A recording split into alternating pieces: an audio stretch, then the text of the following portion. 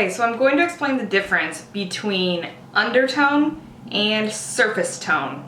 Those are two different things and they both play a factor in choosing the right color foundation.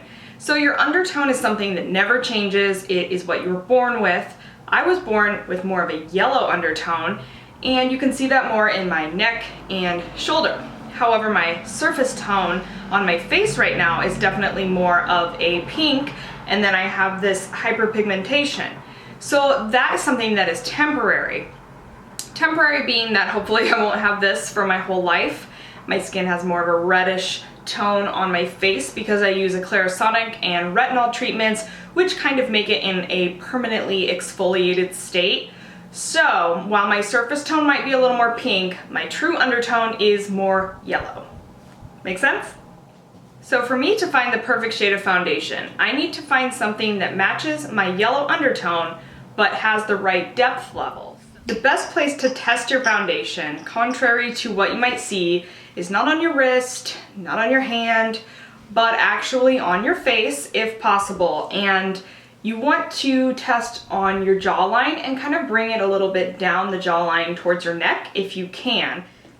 While you may not be able to tell how pink it is, I think you can definitely tell it's far too light for me. It does kind of match my neck area, but when you imagine it in the center of my face and think that it needs to match my chest and shoulder area, you can tell this is far too light. Okay, so while I do have the correct undertone in this foundation, you can tell it's more yellow, a little bit olive. It's still too light.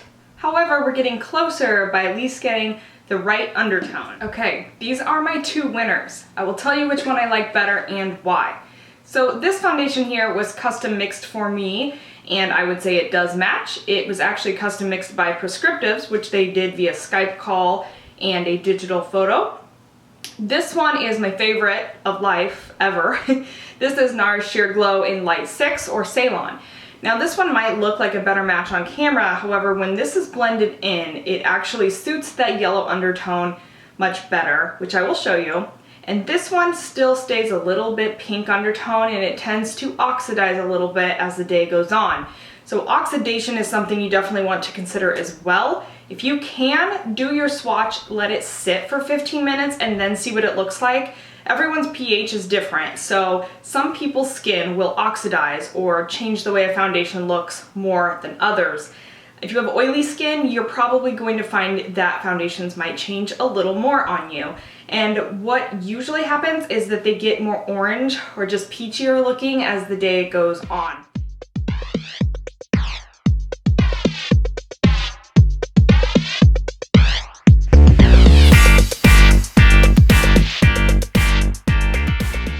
Okay, so I've done my foundation with the NARS Sheer Glow, and as you can see, or at least I think, that it's a pretty perfect match, about as perfect as it's going to get. And what you want to look at when you're trying to determine whether it is a good match is it may not necessarily match your neck perfectly, and if you noticed in the video I did blend it down my neck, even onto my ear a little bit.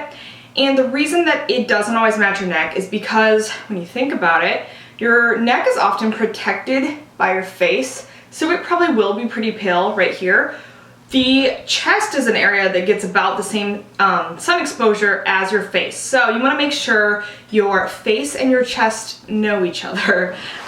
So I'm going to try to sit up here, and as you can see, this area, my décolleté, I hate that word, it does match my face, and that's the most important part. So I have found my perfect match by figuring out what my undertone is and matching the color to my chest instead of my neck. Don't just pick a too dark shade because it's the only yellow undertone you can find, and don't pick a super pale shade just because you can't find one that's the right undertone. There really is a right foundation out there for everyone, and it does take some trial and error, but please keep in mind that Sephora, Ulta, and even Walgreens will accept returns with a receipt of used foundations. So feel free to buy a drugstore foundation, try it out, and if it's not a match, Walgreens, also CVS, will return it, and you can return and return until you get the right match.